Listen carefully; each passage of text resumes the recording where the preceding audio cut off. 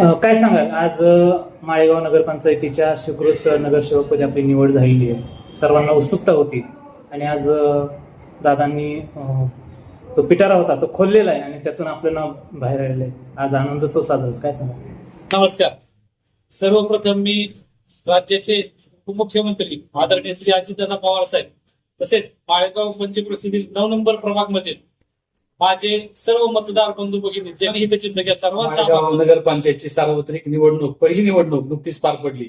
या निवडणुकीमध्ये आदरणीय अजितदादा पवार साहेब असतील, माळेगावचे रणजित तावरे असतील आणि इतर काही ज्येष्ठ मंडळी या सर्वांनी एकत्रितरित्या या गावचा विकासाचा दृष्टिकोन डोळ्यासमोर ठेवून एक पाऊल पुढे टाकून माळेगाव नगरपंचायतची निवडणूक ही राष्ट्रवादी काँग्रेस भाजप पुरस्कृत जनमत विकास आघाडी अशी एक आघाडी स्थापन केली आणि या आघाडीच्या माध्यमातून आपण पुढे जात असताना सर्वजण निवडणुकीला सामोरे गेले. त्या सामोरे गेलेल्या निवडणुकीचा कौल सर्व जनतेने नागरिकांनी दिलेला कौल मान्य करून या ठिकाणी नगरपंचायतच्या कामकाजाला सुरुवात झाली.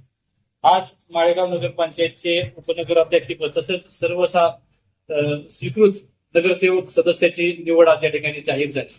ही निवड होत असताना आदरणीय अजितदादा पवार साहेब यांनी या गावचा सर्वांगीण विकास करण्याच्या दृष्टीने या प्रशासनाला मदत करण्याच्या दृष्टीने जे या ठिकाणी स्वीकृत नगरसेवक पदी मी ऍडव्होकेट राहुल तावरे मला तसेच किरणजी खोमणे अशा आमच्या दोघांना या ठिकाणी संधी दिली.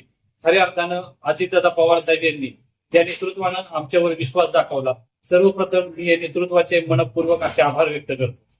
मला खरं तर प्रभाग क्रमांक 9 मधून माझी विशेष ऍडव्होकेट गायत्री तावरे यांना पक्षाने अधिकृत उमेदवार म्हणून संधी दिली होती, परंतु समान मते पडल्याने प्रतिस्पर्धी उमेदवार चिठ्ठीद्वारे विजय घोषित करण्यात आला.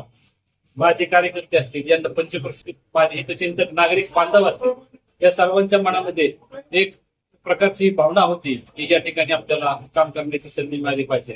आणि माझ्या माळेगाव पंचक्रोशीतील पंचक्रोशीतील ग्रामस्थांच्या भावना विचारात घेऊन आदरणीय अजितदादा पवार साहेब यांनी मला या ठिकाणी स्वीकृत तज्ञ नगरसेवक म्हणून काम करण्याची संधी दिली.